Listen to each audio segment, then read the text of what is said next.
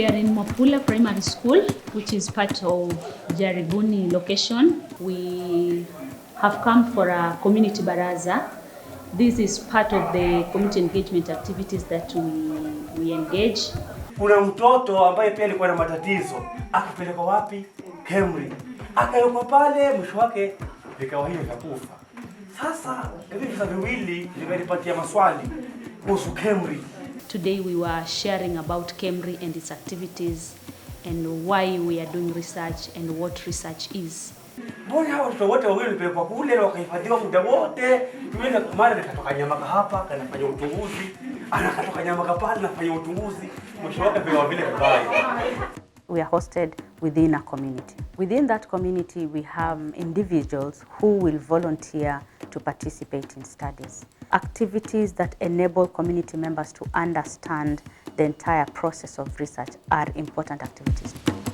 We do engage the communities at various stages of research implementation. For the KEMRI study, I think what we did was invite community members and some community gatekeepers to come give us their views regarding how we can plan and implement a research on Shigella challenge study. This research on Shigella challenge study was to be implemented definitely in a hospital, and then we were asking them maybe, for example, which hospital would you think would be best for us to implement such a study in terms of hospital levels. As you know, health facilities here have levels. And also, would you want to know how should the environment be? Should these people be visited or not visited? What would be the fears that people could have, and what can we do to inform the community members so that they are not afraid of participating in such a research and the like. So such views that we get from the communities help now the researcher to know what to include in the information giving sheet to the communities, and also how to package the research information so that it can respond to some of these issues that have been given by the community.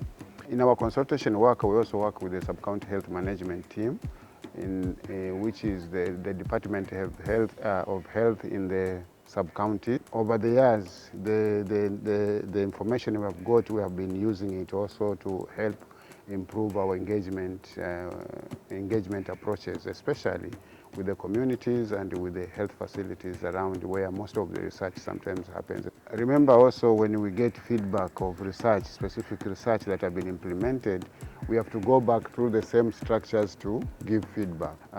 I think increasingly this has been an important aspect of our work, because I think communities keep on asking what benefits do we get out of this research. So we also go through the county health department, the sub-county health management team to give feedback of research findings that have happened, and finally also to the facilities if this research was happening in a facility, and lastly to the communities that have participated in research, so that they know that this valuable time they have put into the research has borne what fruits or what are the results of that research. Over the past 10 years, me and my team have been establishing a set of activities which bring school students, local school students, and also schools from Nairobi into contact with health researchers. We believe that students have very valuable insights and ideas to contribute to ongoing research. In the future, we will need scientists to conduct our health research, so it makes sense to start early with young people, to inspire talented people to go into research. To navigate the effects of COVID-19 pandemic, we leverage the existing school infrastructure in information technology and introduced online sessions. For secondary schools, we held online career talk sessions for students and the young peer advisory groups in 3 schools within Kilifi County. The reason as to why we settled on radio as a media to communicate research was basically the power that we know that radio has. We collaborated with a local radio station, namely Baraka FM, and also the communities that we work in along the coastal region, and primarily also our county health department. it is a very, very good opportunity both for researchers and the public, because like for me, I learned how to package my message in lay terms in a manner that I can converse with the general public. And also I think for the audience it was a very good chance for them to ask questions and to seek clarifications, and it also gave very important opportunities. Like during the show we were able to actually teach the audience about the referral options that are available for people with different illnesses, so it was actually a good opportunity for us to share with them very helpful information. Because of the audience fragmentation caused by the coming up of many radio stations, we lose our audiences along the way.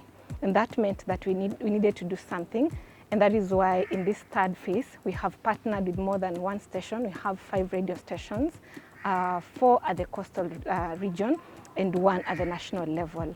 And we are hoping that by so doing we'll be able to reach to those hard to reach target audiences like men, women, young people, because the different radio stations basically target different audiences in their daily airing of programs.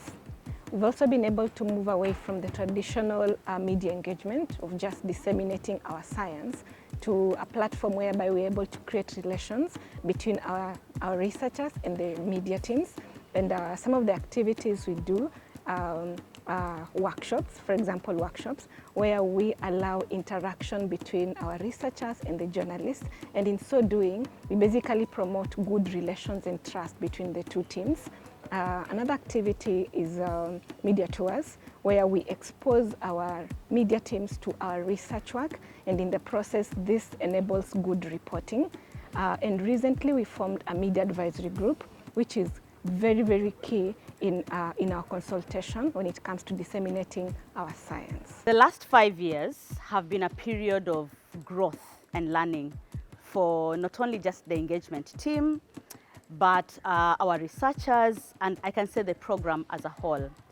Growth in terms of geographical coverage. We have set up engagement activities in Nairobi, in our hub in Nairobi, and we've also supported our Mbale hub in eastern Uganda to establish engagement activities as well. Growth in terms of initiatives. With the Wellcome funding, we were able to try out new engagement approaches. For example, magnet theatre, for example, radio program. Growth in terms of our scientists applying for and winning their own engagement grants to implement projects. Some of those projects have been presented at international conferences, and very recently we are very, very proud of one of our researchers or our research teams that went to present their mental health engagement project at the just ended Falling Walls event, and they were able to reach the top 20 list. We have been evaluating our work, learning and adapting, making changes to the engagement approaches based on what we are learning in the evaluation, and we are really now looking forward to the next 5 years.